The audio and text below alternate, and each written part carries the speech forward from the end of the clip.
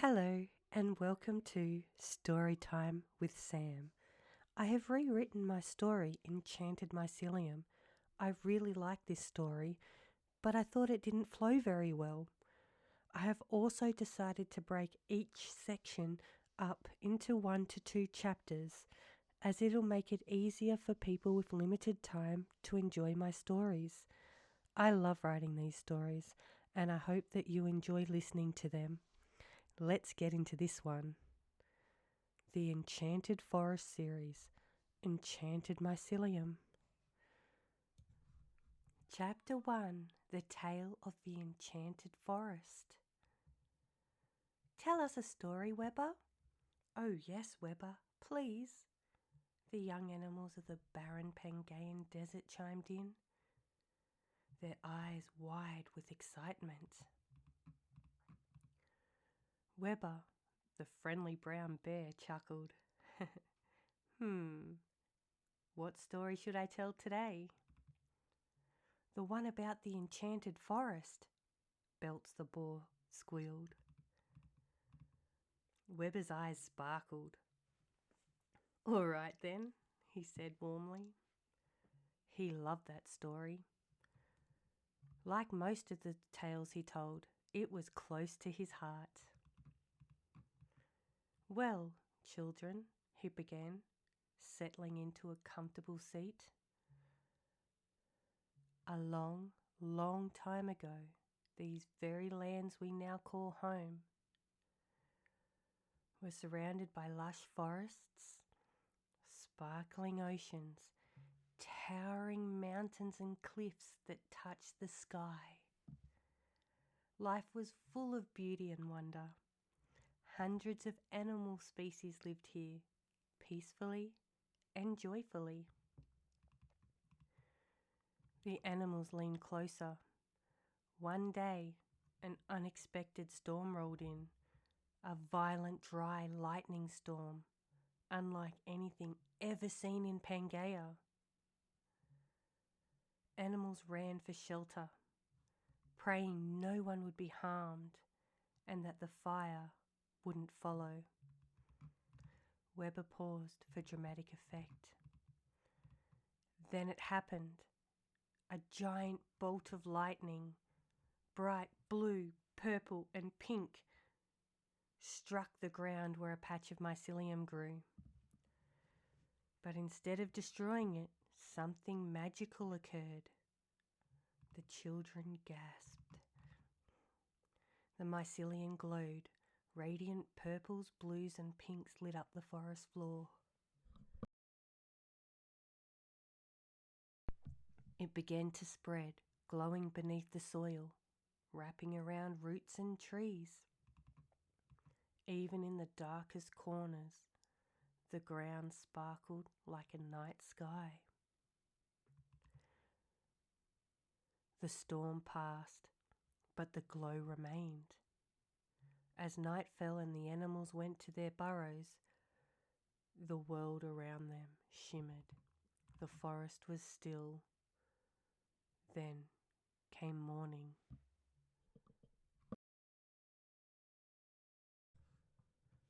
When the sun rose, the animals awoke to something truly incredible. Standing tall in the heart of the forest was a magnificent giant mushroom, 15 meters tall, with a cap 30 meters wide. Trees grew from its top, reaching another 20 meters into the sky. Sparkling flowers bloomed, glittering insects danced in the air, and silvery golden rocks framed a crystal clear stream that flowed in a circle around a breathtaking fungi castle. The children's mouths hung open. The stream was filled with enormous pink fish that shimmered in the light. They swam in a loop, disappearing over the edge of the fungi and reappearing again like magic. Ivy along the stem glowed when the sunlight touched it, Reeds swayed gently at the base, and the entire stem sparkled like a sky full of stars. All the animals were silent, enchanted. From that moment on, Weber continued, everything changed. The animals began to act differently. They started drawing on rocks, inside caves, and along cliff walls. Symbols, stories, sharing their knowledge. No one knew how they learned it, but they believed the mycelium awakened something inside of them. Intelligence, connection, harmony. The enchanted forest became a haven. The mycelium taught the animals to grow strong, to heal, and to thrive together. It linked everything: animals, plants, fungi, moss. The forest flourished. Weber's voice softened. Life was perfect. He paused, looking off into the distance. He thought to himself, I remember what it felt like to be a cub back then. Safe, loved, surrounded by joy. His tone darkened. But then the paintings changed. The children tensed. They showed strange beings, tall creatures who walked on two legs. Their arms were long, and they had hands like chimpanzees. They only had fur on their heads and faces. They wore something over their bodies that the animals didn't have a name for. And they came with machines, giant, loud machines that tore trees from the earth. The young squirrel, Jara, whimpered, This part is scary. It's all right, Weber said gently. This part gives me nightmares too. Would you like a different story? But the animals, young and old, cried out, No! Jara sniffled and nestled deeper into Weber's fur. Keep going, please. Weber nodded and continued. The drawing showed the forest dying. The beautiful glow of the mycelium began to fade. One painting showed a bolt of lightning striking the fungi castle. The castle glowed brightly and then collapsed, as if the magic holding it together had vanished. In its place was a diamond-like gem, glistening where the castle once stood. The mycelium told the animals this gem was the heart of the forest. It had to be protected at all costs. Weber lifted his head proudly. The bravest of the animals were the brown bears. Mr. and Mrs. Bear were chosen to climb the great mushroom and retrieve the gem. Before they left, Mrs. Bear handed her cub to the other animals. Then the two brave bears began their climb. They climbed for what felt like hours.